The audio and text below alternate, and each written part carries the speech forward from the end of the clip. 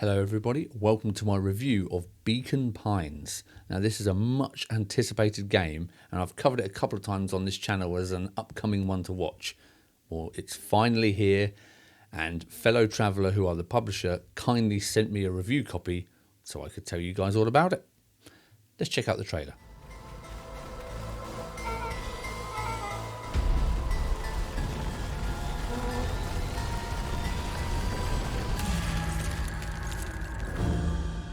Wait, no, that's not how this is supposed to end. There has to be another way. We just need to find it.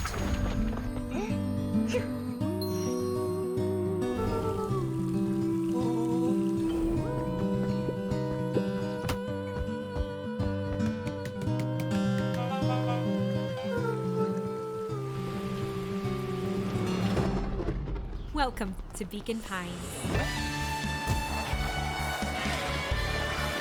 A place where things don't always go as expected. But it's okay. We can figure this out. Together.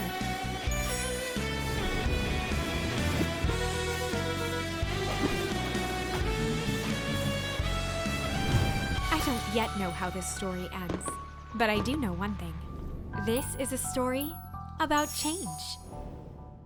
Beacon Pines was developed by the studio Hiding Spot and, as I mentioned before, published by Fellow Traveller. So what exactly is Beacon Pines as a game? Well, it's basically a cute, dark, emotional, choose-your-own-adventure game with absolutely stunning narration, all wrapped up in a gorgeous art style. I'm not going to show you too much gameplay other than the trailer. I will show you some sort of starter area clips, because being such a story-rich game, I don't want to give anything away too much, so that's why you're not going to see loads of gameplay footage here. So you play as Luca, but also as the storyteller, as you battle with your own storytelling in a bid to find the perfect ending. Now this is where the choose your own adventure part comes in. As you play the game, you collect these little charms, which are words that you can use in places in parts in the main story. Now this decides where the dialogue goes next. If you choose wrong, the next page might well be the end. The part you play as the main character, Luca, creates a really wonderful feeling of being a child and running around your own town thinking that spooky things are happening, and it's up to you as the kids to find out what's really going on. Of course, you'll need a bass of some sort and walkie-talkies, which are standard children paraphernalia. And that feeling of youthful mystery and adventure continues throughout the whole game.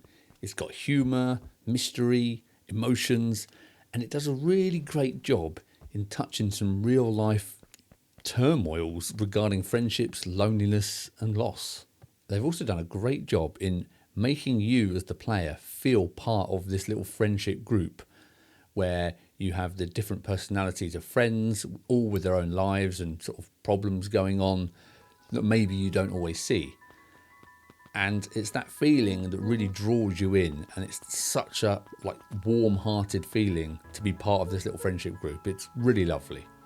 I played this on both PC on Steam and on the Steam Deck, and it works absolutely flawlessly on the Steam Deck. I was really impressed. I often found myself starting the game on the PC and then thinking, oh, I should really get to bed. And it was the perfect excuse to pick up the Steam Deck and just carry on with the game in bed, which is fabulous. And to be honest, that's the first game that's really made me want to do that. Now, it is quite a short game. It's around 4 hours as a main playthrough. Again, it's going to depend on your choices and how slow you read or how fast you read, whatever. But it didn't feel rushed. It also didn't have that padded out feeling in the middle of the story that, quite a few games suffer with just to make it a bit longer when it really didn't need it. It felt like a great length of story. I was engaged and I was hungry the whole way through it. Even though it's short, it's a great length for this type of game and I was really happy with it. But just so you're aware, it's not a 20-hour epic RPG, which of course, it's a story game. So as you can tell, I'm a big fan of Beacon Pines, but there are a couple of things that maybe I struggled with slightly that you won't, but I'll bring them up anyway because it's good to know these things. So the main thing where I struggled sometimes was remembering what I had just seen play out versus what was happening now. So to explain it a bit more, if you choose a storyline path because of the word you chose, that takes you up the storyline and you play that story out until it's finished, which makes sense. Only to get to the end where they say, no, that's not quite right. So you go back to your decision part. Now, where I struggled a bit sometimes was differentiating what I'd just played through versus what I'm playing through now. Because sometimes you'd have a bit of info about the past or what was happening, but it was hard to sometimes distinguish, okay, so the path I just took, is all of that just rubbish now? Does that not mean anything? Do I ignore all those facts that I learned? Or is everything in the new path the correct one? Which, again, you don't know if that's the correct path yet. So sometimes it's a bit hard to get your head around what you know and what you don't know. But I guess that's part of the hazard of a choose-your-own-adventure game. Even with the books, you're reading on and stuff happens. And you think, oh, no, that doesn't actually happen now. So it can be a little bit tricky getting your head around sometimes. But it didn't spoil the game in any way whatsoever. I still enjoyed it just as much. But that's just something to consider while you're playing the game. Now, I did want to touch on, once again, the absolutely brilliant narration. It is the key point for this game, and they've got it absolutely spot on. Welcome to Beacon Pines. For many years, this valley had been a small mining outpost. It wasn't until Sharper Valentine built his fertilizer company that Beacon Pines was established. So, it was narrated by Kirsten Mize. Again, apologies if it's a mispronunciation of your surname. I'll leave a link to her Twitter below.